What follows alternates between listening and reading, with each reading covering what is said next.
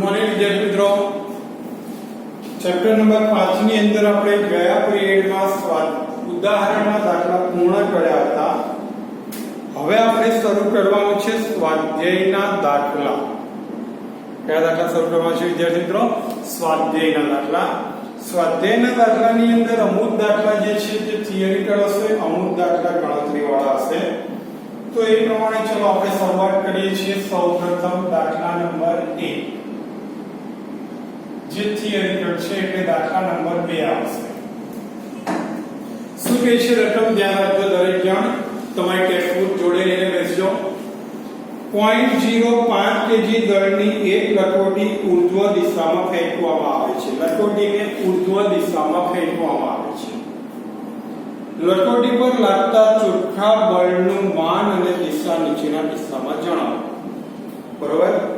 લકોટીનું જે દળ છે તે દળ m બરાબર 0.05 kg છે. હવે જુદા જુદા કિસ્સા આપેલા છે. પહેલું છે ઉર્ધ્વ દિશામાંની ગતિ દરમિયાન. કઈ ગતિ દરમિયાન? ઉર્ધ્વ દિશામાંની ગતિ દરમિયાન. તો જો લકોટી જ્યારે ઉર્ધ્વ દિશામાં જાય ત્યારે બળ તો કઈ દિશામાં લાગે? અધો દિશામાં લાગે. તો પરિણામે લાગતું બળ F બરાબર mg. m તમે જાણો છો કેટલો છે? 0.05 અને g આપણે સરળતા ખાતર કેટલો લઈ લેવાનો? 10. બંને ગુણાકાર કરો એટલે કેટલા આવે? 0.5 ન્યૂટન. આ બળ એ ગુરુત્વાકર્ષણ બળની દિશામાં એટલે કે અધો દિશામાં લાગે છે. કઈ દિશામાં લાગે છે? અધો દિશામાં જ લાગે છે. બીજું તેની અધો દિશાની ગતિ દરમિયાન આપે છે. B એમાં શું આપ્યું છે? અધો દિશાની ગતિ દરમિયાન. કઈ ગતિ દરમિયાન? અધો દિશાની ગતિ દરમિયાન. ત્યારે પણ F બરાબર mg છે.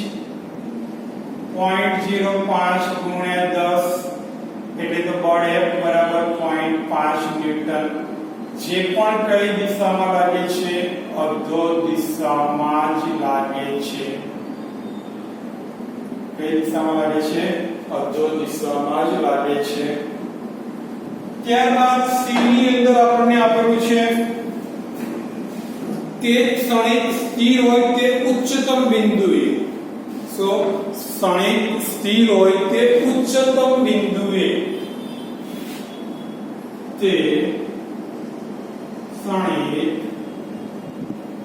સ્થિર હોય તે ઉચ્ચતમ બિંદુએ.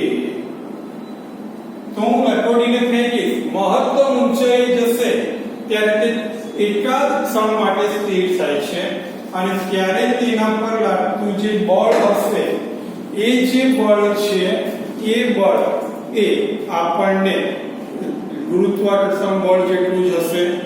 બરોબર? પણ એના પર બળ લાગે અને એ બળ એ ગુરુત્વાકર્ષણ બળને કારણે છે. કયું બળ છે? ગુરુત્વાકર્ષણ.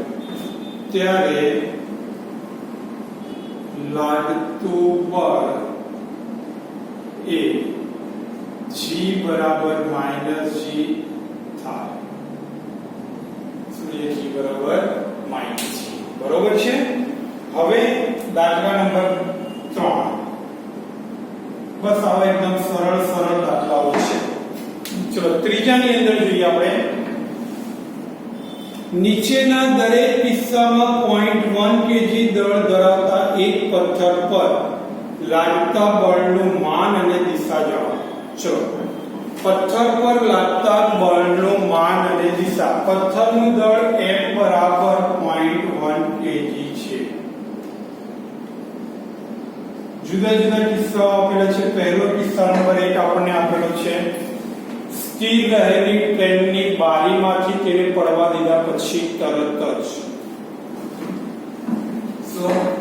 સ્થિર ટ્રેનની બારીમાંથી પડવા દેતા. ચલો સ્થિર ટ્રેન હોય આ રીતે ધારો કે આ ટ્રેન છે એની બારીમાંથી એને પથ્થરને ફેંકીશ તો એના પર ગુરુત્વ પ્રવેગને કારણે બળ લાગે અને એ જે બળ છે તે બળ બરાબર mg છે એટલે 0.1 into 10 એટલે કે 1 ન્યૂટન. એની દિશા તો કઈ આવે અધો દિશા. કઈ દિશા આવે છે તે અધો દિશા આવે છે. બરોબર.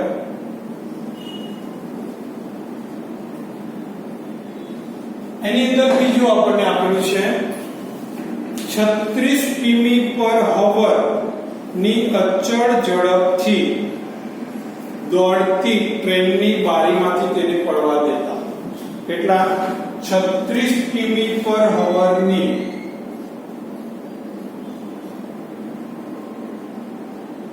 અચળ ઝડપથી દોડતી ટ્રેનની બારીમાંથી પડવા દેતા.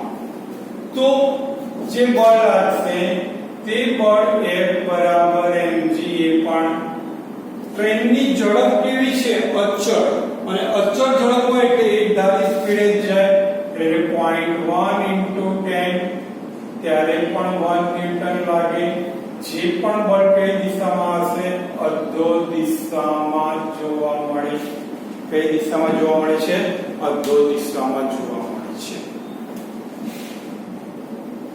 C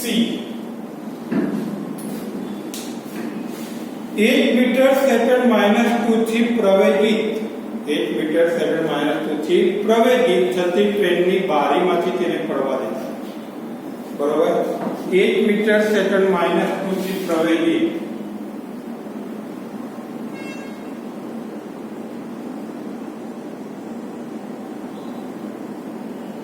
ટ્રેનની બારીમાંથી પડવા દેતા.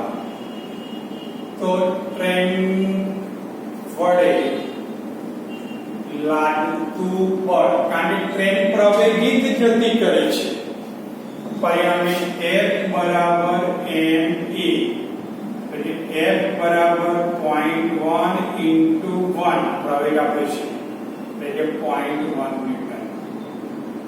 આ વધારાનું બળ લખાય. કયું વધારાનું બળ. બીજું બળ એટલે કે વજન બળ જે ખરેખર બહાર પડ્યા પછી લાગવાનું છે F બરાબર mg 1 ન્યૂટન. કઈ દિશામાં હશે અધો દિશામાં હશે.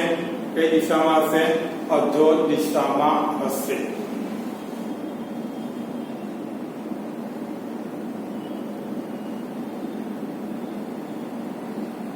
નંબર ડી 1 મીટર સેકન્ડ -2 થી પ્રવેગિત થયેલી ટ્રેનના તળિયા પર ટ્રેનની સાપેક્ષે સ્થિર રહેલ હોય ત્યારે 1 મીટર સેકન્ડ -2 થી પ્રવેગિત થયેલ ટ્રેનના તળિયા પર સ્થિર રહેલ હોય ત્યારે ટ્રેન પ્રવેગિત છે પણ પથ્થર કેવો છે સ્થિર છે. કેવો છે પથ્થર સ્થિર. તો પરિણામે તેના પર લાગતું બળ F બરાબર ma એટલે 0.1 into 1 એટલે કે માત્ર 0.1 ન્યૂટન લાગશે. બરોબર. કારણ કે પથ્થર ટ્રેનની અંદર છે ને એ છે ટ્રેનની અંદર અને પરિણામે આ જે બળ લાગશે તે બળ એ ટ્રેનની ગતિની દિશામાં હોય છે. કઈ દિશામાં છે ટ્રેનની ગતિની દિશામાં જોવા મળે છે. બરોબર. હવે એના પછી આવે છે સ્વાધ્યાયની અંદર દાખલા નંબર 5 કારણ કે ચોથું થિયરિકલ છે.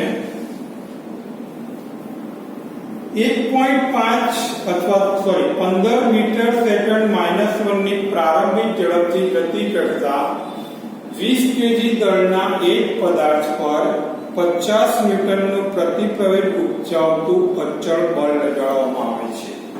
પ્રારંભિક વેગ v0 બરાબર 15 મીટર સેકન્ડ -1 છે. પદાર્થનું દળ m બરાબર 20 કેજી છે. F બરાબર 50 ન્યૂટનનું પ્રતિ પ્રવેગ ઉપજાવતું બળ F બરાબર 50 ન્યૂટન. તો પદાર્થને અટકાવવામાં કેટલો સમય લાગશે એટલે t શોધવાનો છે. તો આ જે બળ છે તે પ્રતિ પ્રવેગ છે, તો F બરાબર ma અનુસાર a બરાબર F upon m, પણ પ્રતિ પ્રવેગ છે એટલે શું આવશે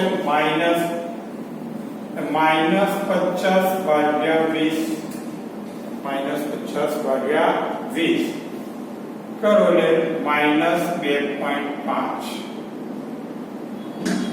તો ગતિના સમીકરણો આપણે શીખી ગયા છે. v બરાબર v0 80. તો આના પરથી t બરાબર v v0 બાય a.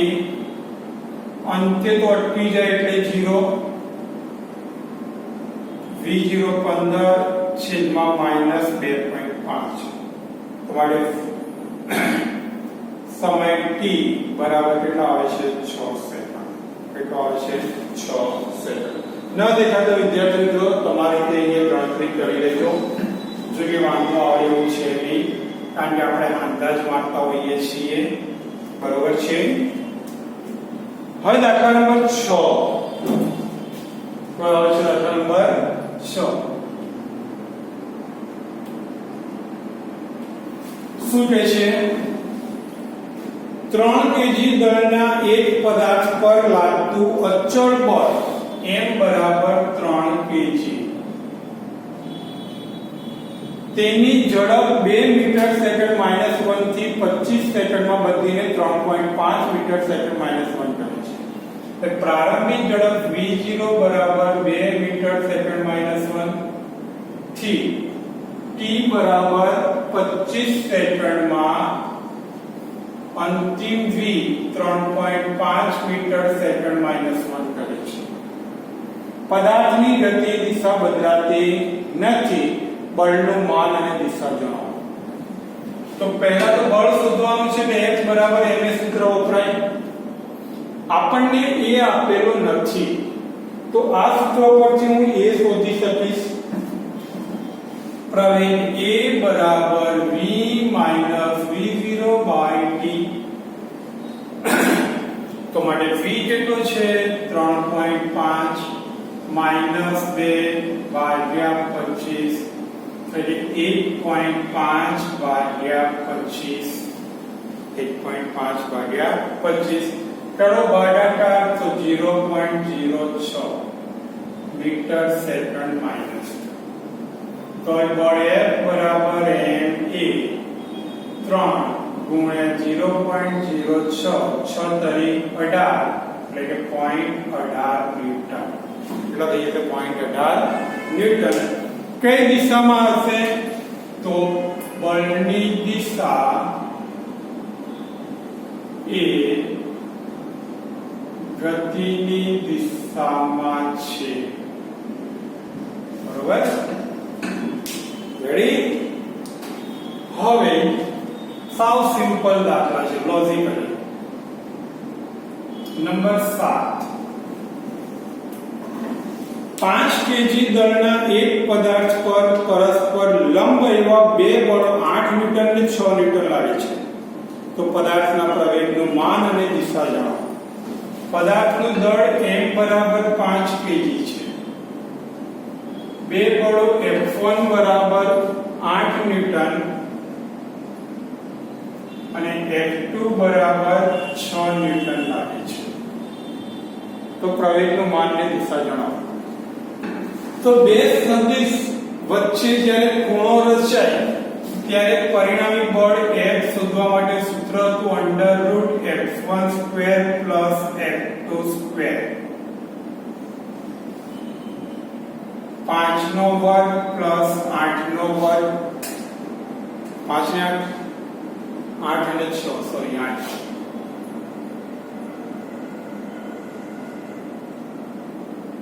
8 નો વર્ગ 64 6 નો વર્ગ 36 પરિણામે 64 પ્લસ 36 64 ને 36 100 એટલે કે 10 ન્યૂટન કેટલા ન્યૂટન આવે છે 10 ન્યૂટન બળ F બરાબર ma તો A બરાબર F upon m 10 ભાગ્યા 5 એટલે કે 2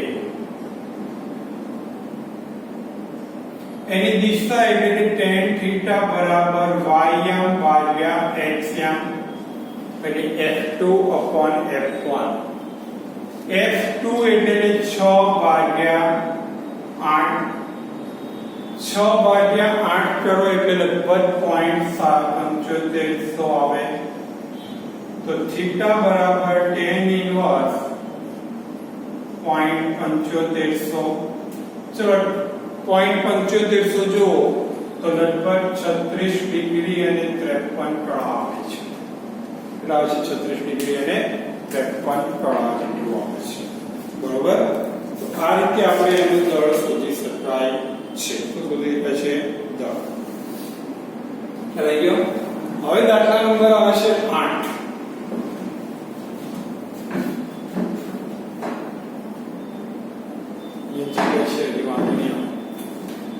चलो दाखला नंबर 8 આપણે જોઈએ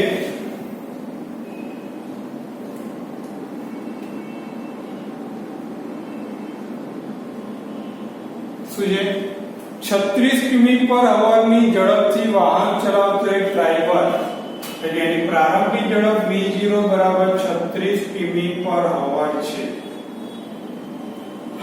ડ્રાઈવર રસ્તા વચ્ચે એક બાળકને ઉભેલો જુએ છે અને તે બાળકને બચાવવા માટે તેનું વાહન 4 સેકન્ડમાં સ્થિર થવું તેને જરૂરી લાગે છે એટલે t બરાબર 4 સેકન્ડ ની અંદર સ્થિર થઈ જાય અંતિમ વેગ 0 વાહન પર વેગ ઘટાડતું સરેરાશ કેટલું બળ લગાડવું પડે f શોધવાનું છે વાહનનું દળ m બરાબર 400 kg ડ્રાઈવરનું દળ અહીંયા વાહન છે ને એટલે m1 ડ્રાઈવરનું દળ m2 65 kg બરોબર તો ચલો v0 36 કિમી પર અવર છે 36 કિલોમીટર પ્રતિ કલાકને મારે મીટર પ્રતિ સેકન્ડમાં ફેરવવો હોય તો 36 ગુણ્યા 5 ભાગ્યા 18 દુ 36 5 દુ 10 એટલે કે 10 મીટર પર સેકન્ડ બરોબર હવે મારી પાસે v છે v0 છે t છે તો એના પરથી હું શું શોધી શકીશ a બરાબર v v0 t એટલે 0 10 ભાગ્યા 4 એટલે -2.5 સેકન્ડ તે માટે મારે કેટલું બળ લગાડવું પડે એવું આપણને કહ્યું છે તો લગાડવું પડતું બળ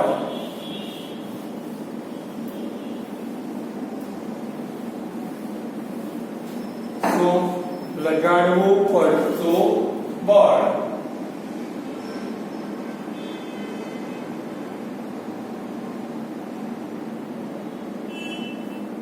એ બરાબર m એટલે કુલ દળ m1 m2 into a એટલે 400 65 ગુણ્યા 2.5 માઈનસ ચિહ્ન ધ્યાનમાં નહીં લેવાનું કારણ કે માઈનસ ચિહ્ન એનો પ્રતિપ્રવેગ જ દર્શાવે છે તો f બરાબર 465 ગુણ્યા 2.5 બરાબર ચલો વિદ્યાર્થી મિત્રો બંનેનો ગુણાકાર કરો 465 ગુણ્યા 2.5 કરો તો તમને જવાબ લગભગ મળશે 1162.5 બરાબર રેડી હવે નંબર 9 દાખલા નંબર આવે છે 9મો આવે છે ઉચક્યા વગર 20,000 કેજી નું દળ ધરાવતા એક રોકેટને વિસ્ફોટ કરાવતા તે ઉર્ધ્વ દિશામાં 5 મીટર સેકન્ડ -2 ના પ્રારંભિક પ્રગતિ ગતિ ઉર્ધ્વ દિશામાં જાય છે તો વિસ્ફોટથી લાગતો પ્રારંભિક ધક્કો કેટલો? જો આ રોકેટ છે, બળ લગાડતા તે ઉપર તરફ છે, રોકેટનું વજન બળ તો mg નીચે હશે, પરિણામે આભાસી તણાવ બળ ઉપર લાગે તો આભાસી પ્રવેગ પણ નીચે લાગશે, તો લાગતો ધક્કો એટલે કે તણાવ બળ T એટલે આ બંનેનો સરવાળો ma mg, m કોમન કાઢી લો, a g. રોકેટનું દળ કેટલું આપ્યું છે રકમમાં આપણને 20,000, કેટલું આપ્યું છે 20,000, એ આપણને આપેલો છે 5 g 10, 10 ને 5 15, બરોબર 15 ગુણ્યા 2 એટલે 15 દુ 30 અને પાછળ 1 2 3 4 મીટર, 1 2 3 4 5 T બરાબર 3 ગુણ્યા 10 ની 5 ઘાત મીટર, એટલે થઈ જાય 3 ગુણ્યા 10 ની 5 ઘાત મીટર, બરોબર. પેલા વિડિયો વિચારી લો, આ રીતે આપણે ગણી શકાય છે. હજી એક નાનો દાખલો આપણે જોઈ લઈએ શું કહેવા માંગે છે.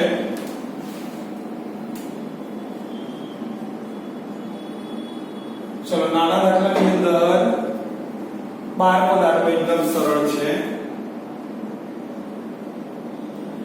શું કહે છે 12મો દાખલો? એક ઓરડાની છત પરથી 2 મીટર લાંબી દોરી વડે 0.1 kg દળના લટકાવેલા ગોળાને દોલિત કરવામાં આવે છે તો તેના મધ્યમાં સ્થાને ગોળાની ઝડપ 1 મીટર સેકન્ડ -1 છે. તો ગોળો જ્યારે તેના કોઈ એક અંત્ય સ્થાને હોય અને મધ્યમ સ્થાને હોય ત્યારે દોરી કાપવામાં આવે તો ગતિપથ કેવો હશે? જો આ આધાર છે, ત્યાંથી ગોળો લટકાવેલો છે, આનું મધ્યમ સ્થાન, આનું અંતિમ સ્થાન. રેડી? હવે અંત્ય સ્થાને હોય એટલે તેનો વેગ 0 થઈ જાય, વેગ 0 થઈ જાય એટલે ગોળો સીધો જ નીચે પડે. મતલબ કે અંત્ય સ્થાને તમારે જડે પ્રયોગ કરવો કરી શકાય શિરોલંબ દિશામાં. કઈ દિશામાં? શિરોલંબ દિશામાં. અને મધ્યમાન સ્થાન એટલે વેગ મહત્તમ હોય એટલે આ તરફ જશે, તો મધ્યમાન સ્થાન આગળ તે પરવલય આકાર એવા આકારમાં ગતિ કરે છે, પરવલય આકારમાં ગતિ કરે છે. આવી ગયો? તો આ રીતે આપણે આજે આટલા દાખલા રાખીએ છીએ. બીજા દાખલા આવતા લેક્ચરની અંદર આપણે ગણાવીશું, કારણ કે હજી આપણે દાખલા ગણવામાં લગભગ 2 લેક્ચર જેવું તો જશે, બરોબર? ઓકે, તો ત્યાં સુધી જય હિન્દ, જય ભારત.